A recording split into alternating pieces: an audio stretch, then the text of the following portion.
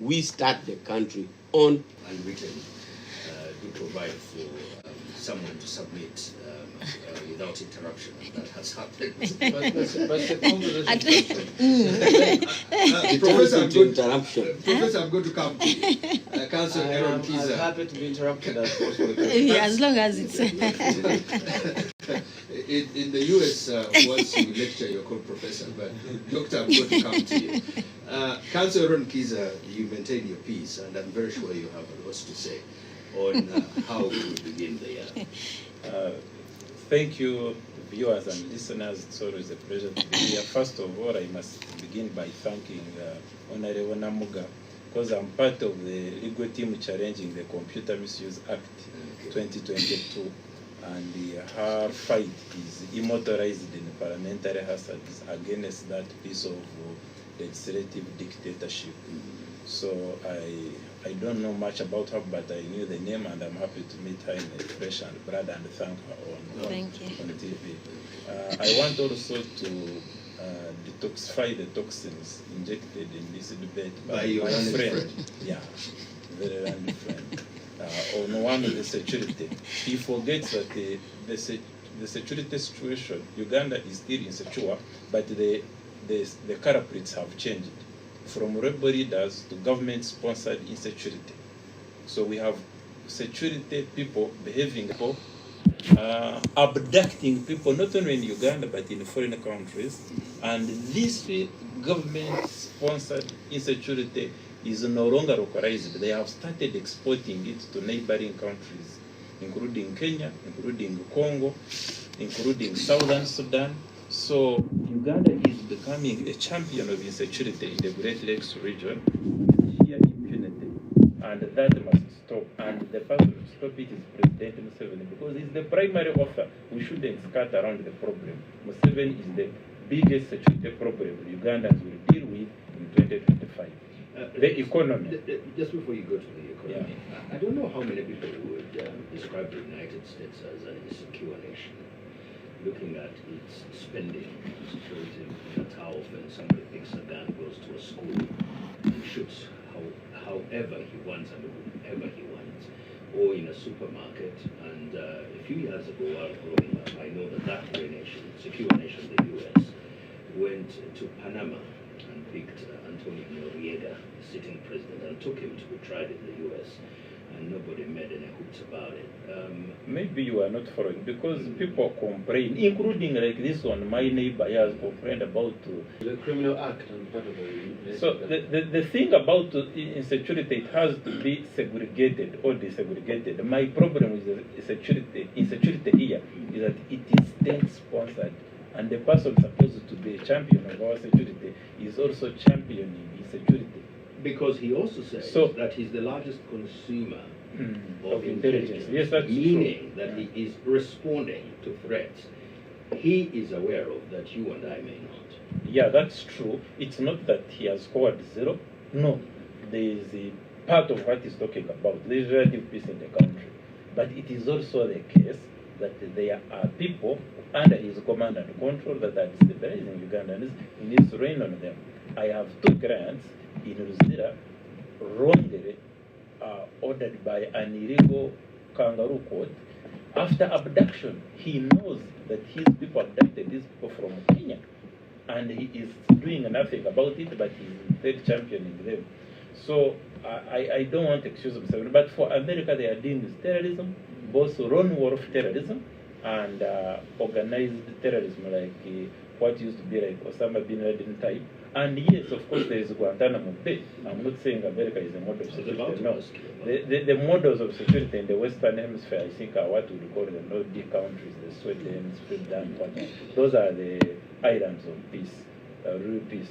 So, but the economy... Also because they have a very different nature of threat. You wonder whether they have any threat at all. Yeah, they are part of... They are trying to be part of... as long as Russia is around and you are a Western style of state, there is that latent threat. Yes, so I think Finland and Norway have joined or have applied to join NATO. So they also have threats. There is no country, to be very clear, without threats. Okay, and later on I would like to get the take of every one of you here. you know that officially we are part of the BRICS.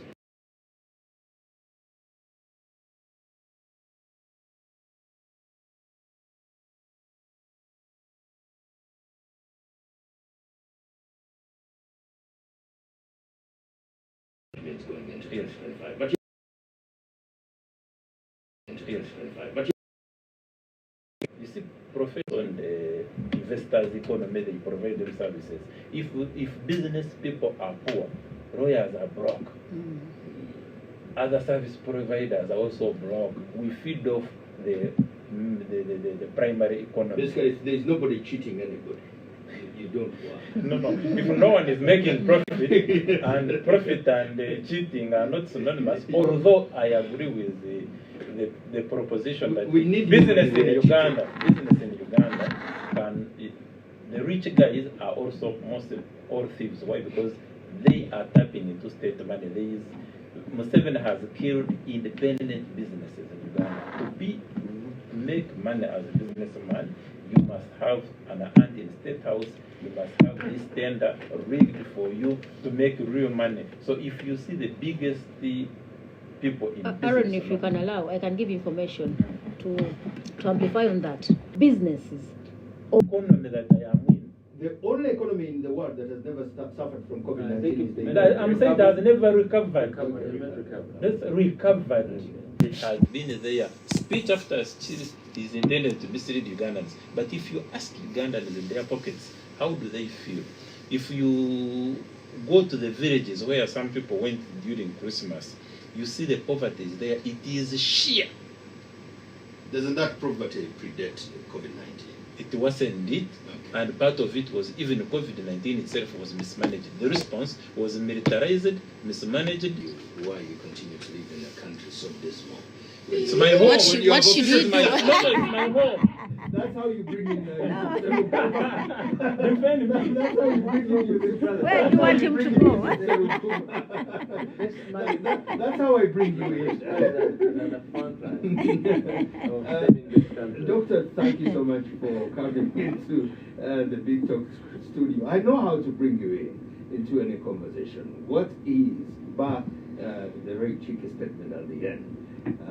How do you begin this year? And, I mean, first I really need to I'm most likely going to have either a tirade or a tongue lashing. I mean, allow me to respond to the question that it was tricky, but it was a serious question. It was never meant to be. Let's ignore it for now. No, because it's not just your question. These segments are so many outside of the studio. Many people say, if it is too bad, why don't you leave? I even think Museveni wannabes and hangers on say it too. You know why I Because asked, it's so you bad, know why why I don't asked you leave? it? Because I've been asked that question So why don't you leave? several Exactly. several It's not- times it's not just a question.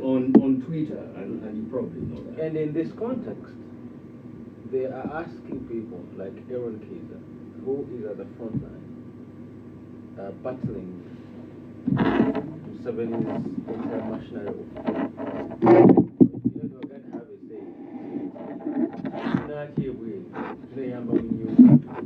because we live here. For those of you who don't understand the idiom, it means that if you fear to go outside, will you defecate inside? Because it comes from a place where there were no toilets inside the house. Yeah, I think that's what you meant. So this is our Although it's very difficult to This is our translate. hope. The struggle to reform this country is for people like Aaron Kiza, who have been educated on the resources of this country and have to give back to this country. As the Eritrean said, it is better to die like a lion than live like a dog. So you stay in your place and fight and die like a lion than live like poodles and hounds. So this is the struggle, and many people, including myself, will talk, and those who are in the opposition. This country is ours, and taking it back belongs to all of us. So if we are to solve this matter by running away, even those places have problems. And in Samson, as you know, there's no place sweeter than home. This is home. We belong here, and we will die and be buried here. So nobody is living, especially a man like Aaron Kiza, who's the front line. Who will steady course of this country? So I wanted to respond to that first, because I think it's a serious question. It's not yours alone. It is a question which you hear in many places. Why don't you leave? It is so bad. Yes. But I Even think, when I was being asked that question, I used to find it very, very naive and heart-wrenching. and a man like Kaiser has plenty of opportunities to get out of this country. Plenty. They always ask people who actually have to. So for him to choose to stay, that's a deliberate revolutionary decision. Okay. That I will need to be here and be part of the forces of change. Samson is a nervous state when he's very nervous, extremely nervous for me, because I think the autocracy can only strengthen itself, can only dig deeper. And the nervousness for me is not really because we're going into an election year.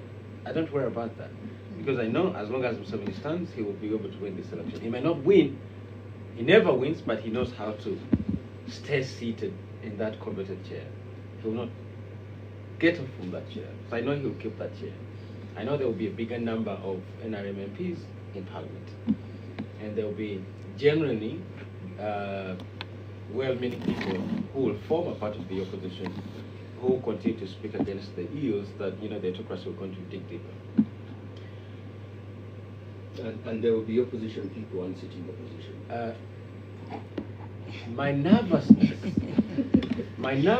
and I've written, I think, twice about this condition. My nervousness is that we have a president who, as we are told, is 80. He's 81 this year. We're in 2025. He's 81 this year. That's where my nervousness.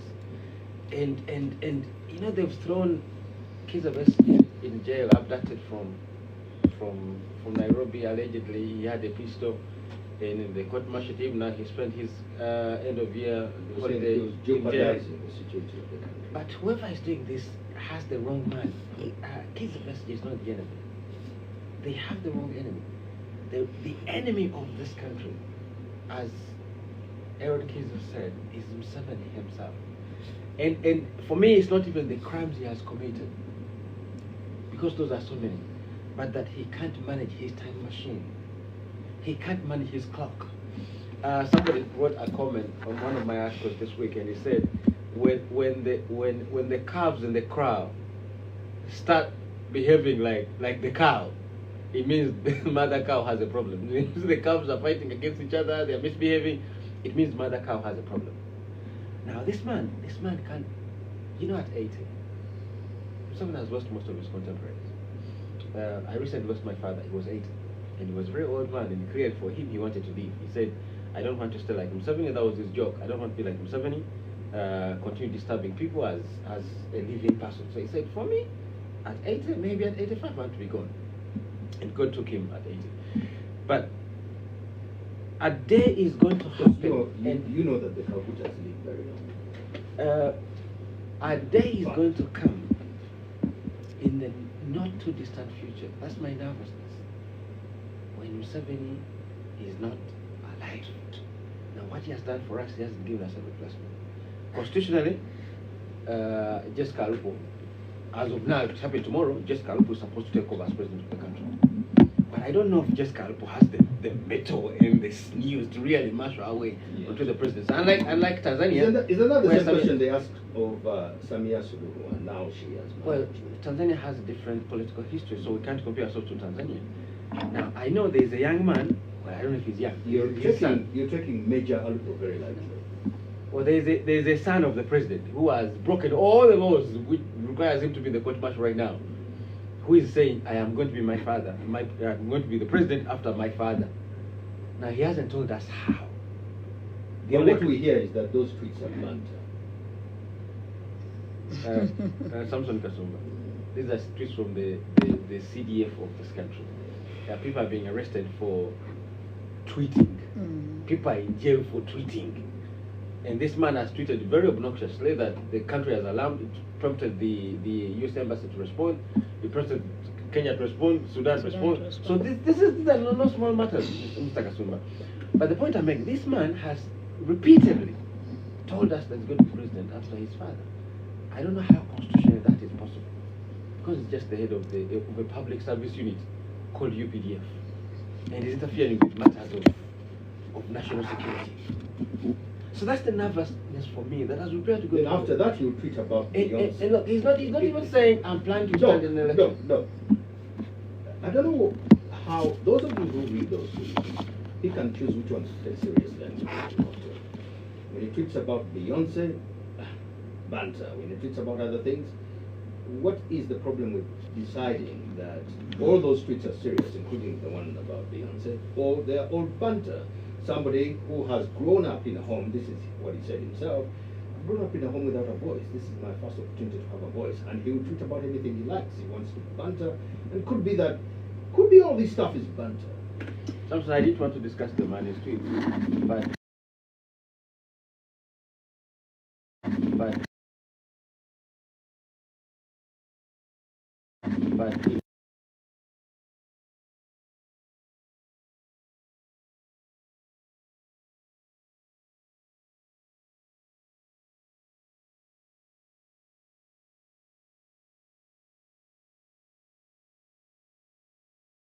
the American embassy because of the CDF.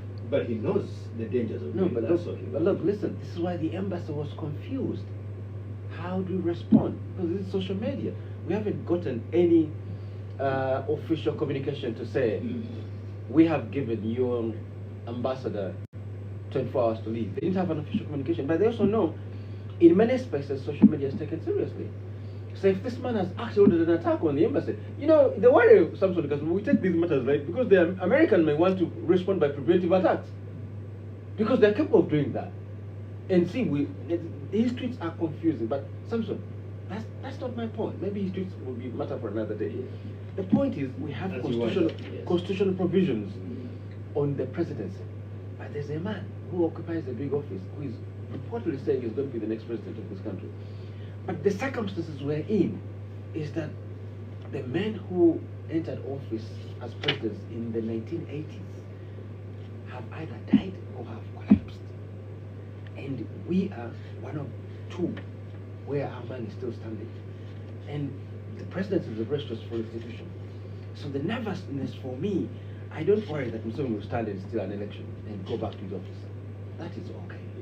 I don't worry that there will be more noisy, sleepy NRMPs in Parliament.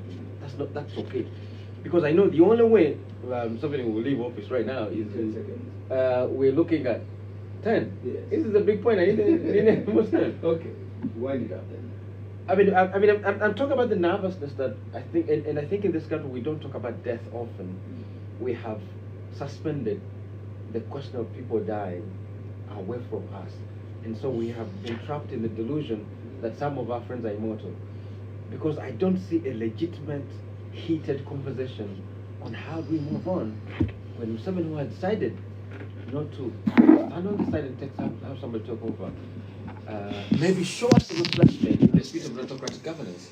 Good. How do we move on? Because the chances of this man dying are real. I'm not saying this because I look forward for his death. Yes. I don't. You're saying it because it is a possibility that he might be dead. Fantastic. Perhaps we're a nation of inshallah, that may not happen. Let's go to a break. We'll come back to continue. It is the look on Doctor's face that should have been priceless. I'll see you in a bit.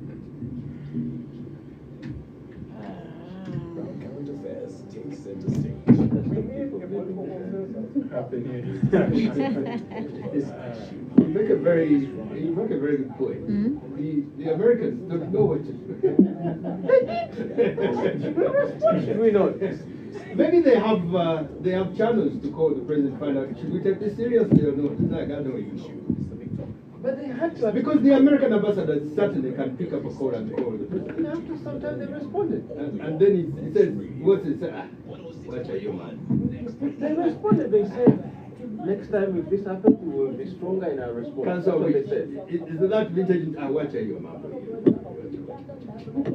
I think, yeah. Hiyo mambo ya pombe. Mambo ya pombe. Council which that cannot say too much because that is he feels that is yes, he's retired, but he feels he acts very strange. That is a general. He's a major. He's a retired one. Those are matters of generals left to generals. But you forget that somebody is occupying a public office, so you cannot take those tweets lightly. You can't. He's accountable. I don't take them very seriously.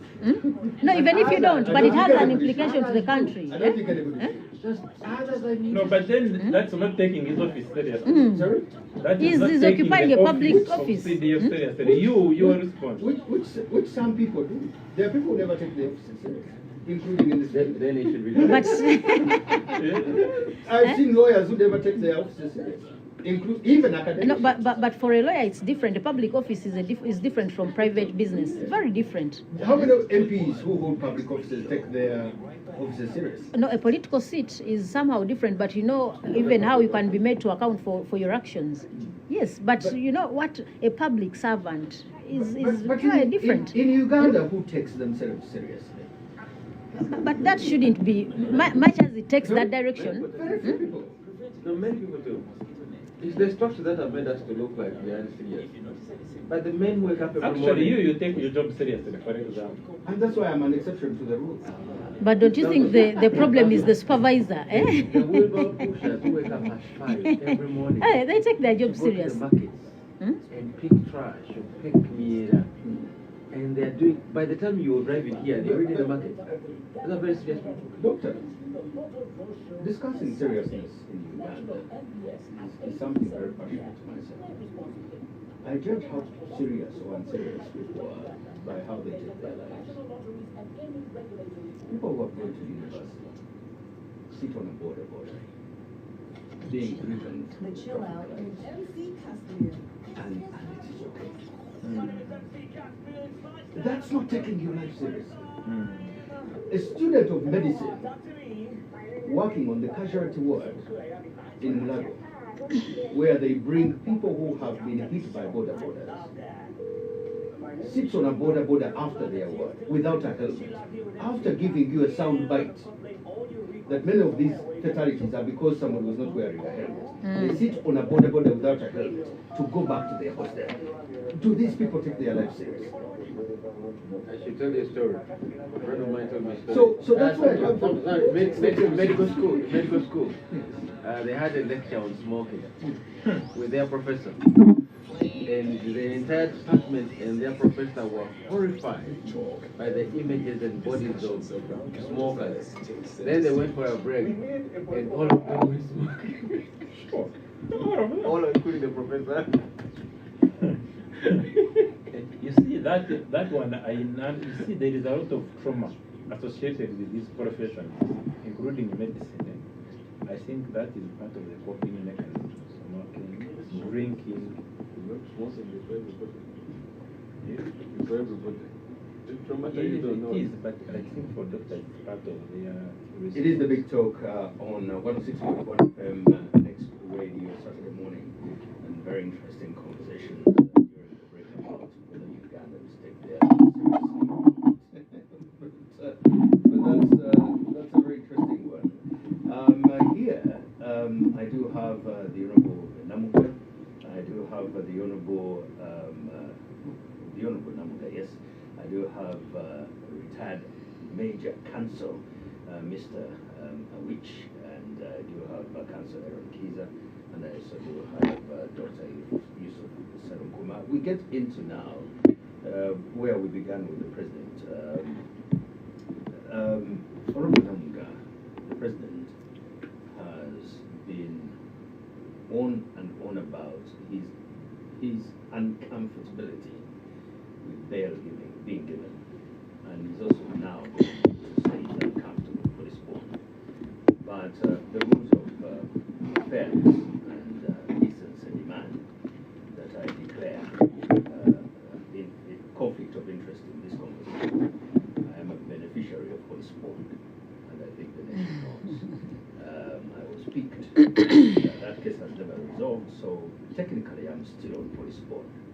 So as we have this conversation, it's important that I put that out of the way, that I benefited from police bond, and I am in that sense conflicted. So my concern then is, if I benefited from it, I would imagine it is only fair that other people also benefit from police bond. Because if this rule had happened in 2019, I'll still be in the coolers without police bond, waiting trial, which takes gazillions of years in Uganda to resolve because of case backlog.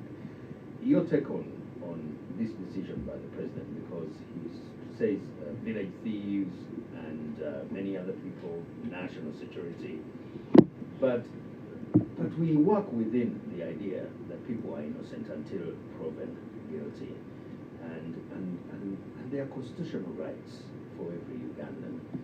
Rule of law in Uganda, isn't this an infringement on the work of the judiciary?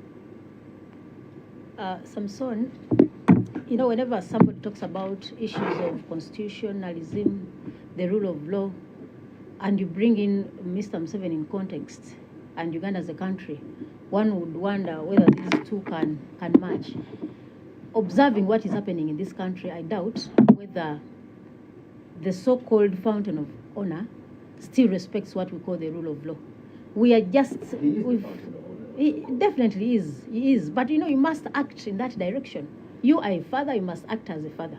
We've just been talking about issues of Dr. Chiza Besigye. You equally have so many political prisoners who are detained and being tried in the court-martial, which is purely unconstitutional. And we've made claims as leaders, lawyers have made their part, but the man is silent. I would like to draw the attention of my colleagues to the sector of justice, law and order, which I think is in shambles.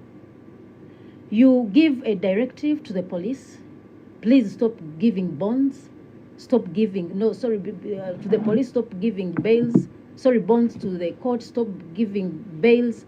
But, I mean, come back to the institutions that there is in place. For example, if you look at your police and the systems that you have to ensure that you can expedite your investigations and ensure that before somebody is detained, you are sure that at least you can have evidence that within 48 hours, that person can be transferred to court for trial. Our systems are broken, number one. Yes, I believe when you look at the budget, I had brought figures about the budget of the police. Police, I think, is around 700 to give you, When you look at the budgets, I'm checking the Auditor General's report for the financial year 2022-23. I looked at the relative 5 sectors that compose the sector for justice, law and order. The Uganda Police Forces has by then had a budget of 980 billion the whole year. Uganda Prisons had a budget of 340 billion the whole year. The Office of the DPP had a budget of 95 billion. The Ministry of Justice and Constitutional Affairs had a budget of 159 billion. The Judiciary had a budget of 384 billion. These are the critical sectors. Definitely. Underfunded. I'm talking about a budget, but not the real release. You are aware some of these budgets are cut. Most of them are reduced as we proceed with implementation. But when you look at the state... Definitely. When you look at the state of the Uganda Police Forces now, right from the personnel, go to their welfare. These are the ones who are giving the directives. Go to their welfare, go to their salaries, how you pay them, get to the detention, the cells, the detention places where you keep these the people you detain. Actually, we don't have enough cells. From the Auditor General's report, it was indicated that we have over 19, we have 184 policing districts, but over 88 policing districts, some of them even don't have toilets. They use a bucket system. So we are still constrained on giving a decent, because, going to police does not mean that you are a criminal. You must be decently handled, right from the time you are picked up to where you are kept. You have a police that does not have even vehicles to move and pick the criminals. We have to pay for the fuel that police uses. We buy them airtime to the extent that when I've gone to police to report a case, I have to buy the paper. You still operate in digital. We've not, yes. Suspects, not criminals. Sorry, suspects. You still operate in an analog way of registering cases. We still use paper door to door. We have challenges of case backlog. So for me, I think the president is being misled. The issue as of now is not about the bail, directives on bail or bonds. Please get back to the essence and importance of the sector of justice, law and order.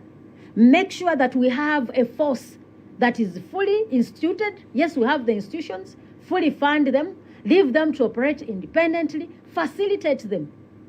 The president comes from a place where, after listening to the Wananchi, when somebody is even if he's not offenders, go to the cell,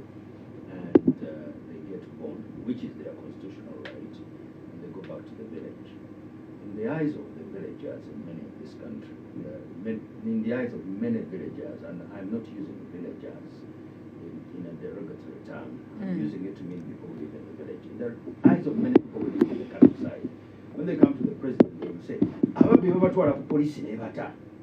Meaning, people are taken to the police, and the police releases them. So they have an issue with the police. So could it be that the president is responding to these that come from the people who live in the countryside who don't understand the technicalities of constitutionalism, that even when a chicken thief, a cow thief, and all these individuals are constitutionally have a right to bond as they argue their case. So, and as they benefit from bond, they can still steal more chicken. Samson, you are talking about people who are stealing chicken, you are talking about people who are stealing coffee, and at times the alien skin that do steal phones, you are talking about them. But you are forgetting the big thieves in this country. The ones that, as they go to police, they immediately get bonds and move out. But you would ask a question, why do you think these people are given, why are they given a bond? It is a constitutional right. True. This means at times it is because the process is not complete. The process is not complete. Samson, we have challenges in the police, challenges in the police sector as UPF. If I can take you to the rural areas like Maogola, I have a policing district which is Sembable. It has only one vehicle, Sembable. When you come to these other police stations, they don't even have a mere motorcycle. Some of them were making requests to me to buy them border borders to use at police. But on this one, are your constituents for it or against the idea that when somebody steals, they are taken to the police and they are not released or they are denied bond? Are your constituents happy about it? Samson, the system is very clear. The law is very clear. When somebody is suspected to have made a crime, you are suspected to have stolen anything, you are taken to police, and the police can choose. No, the police should not choose. The police, the moment you are picked, the police must have convinced itself that it has made the right, the timely investigation. Okay. The role of the police in this is to investigate, because this is a suspect, Simon. This person is a suspect. I do admit we have cases of theft in our areas, but it is the role of police to keep law and order in these areas using the existing laws. The reason as to why we have the laws in place is to ensure that everyone gets justice. But also, the suspect needs to get justice equally so to the person who has... The challenge of the profession of yes. counsel is that even when we find you on Monday you did not have a goat. On Tuesday we find a goat at yours that is clearly somebody else's. According to the law, you are a suspect, even when we catch you with the goat. And when we take you to the police will come to investigate whether that goat is yours. The rest of us in the village know that is Kasumba's goat, but the police has to investigate. And as it investigates, you can benefit from police bond. You and I know that in the real villages in Uganda, the villagers don't care about those technicalities. They want, once we know, Hon Namuga, once the Kasumba who was found with Hon Namuga is found back on the village because of police bond, it is very likely those villagers will take matters into their own hands. The next time they find somebody with Mbuzi, that person will be banned. I don't know why you're asking questions like a villager. Because clearly, I am a villager from Muziga. But even the villagers, you're using that term, I think, in a way that, seems to bring them on top of the legal understanding of things. This is why we have... No, I'm painting a picture of how rural Uganda thinks, and you know it does. Look, Samson, those things are always faulted. They have complications. This is why we have the law. This is why we have constitutions. So I wouldn't expect you to take a position of a villager in this context. Okay, I get where Kasumba is coming from, but this is why you cannot respond with ignorance. To the ignorance, you have that he has educated the level of Namuga, so that we should not be a country of illiterates, ignorance, and backward people. We be a country of civically aware people. They have deliberately refused. They were even sued to translate this constitution into local language. They have refused. He will explain better why it is deliberate. It is a policy of this government to keep Ugandans ignorant in the village so that they can vote with ignorance, not knowledge. Now, when now it is inconvenient, they shouldn't turn around. It is the duty of leaders of this nation to educate all of us, to ensure that we know what is in the constitution, to ensure that we know the functions of police, we distinguish them from the functions of the military, we distinguish them from the functions of elected leaders, we even distinguish the functions of an MP from those of an LC5, from those of a president. If we fail to do that, we have ourselves to blame as government, not the village or other types of ignorance, because they are ignorance in urban centers. There are even some ignorance who have made their way to parliament.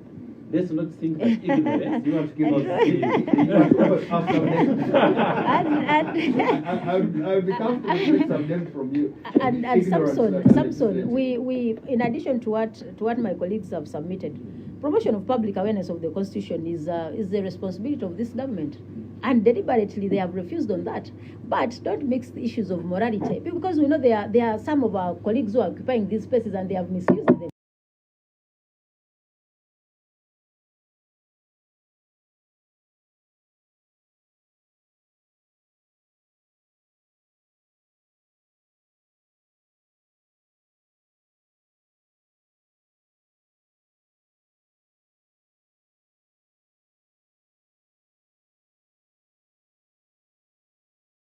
Sympathy and the vote of rural Uganda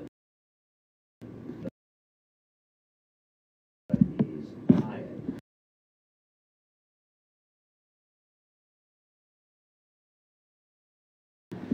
Seeing people, if you were in the place of the president, what would you do? Actually, it's not that he's so sympathetic to the people, but this tool is going to be used in 2026 for those who don't support him. You will be picked and detained forever. Don't think that he's so sympathetic for the common Uganda.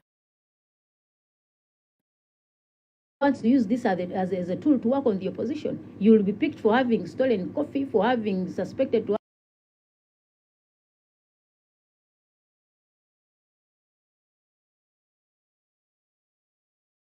have stolen a chicken, to have for This is time to be very, very careful. Skate on the peanuts. no, at the end of the day this will and is out because of bond of a bail from court. Which is a So considerable. I'm yes. very serious. When you talk of opposition, you look So- at Yusuf. Because I've been observing. I want you to understand.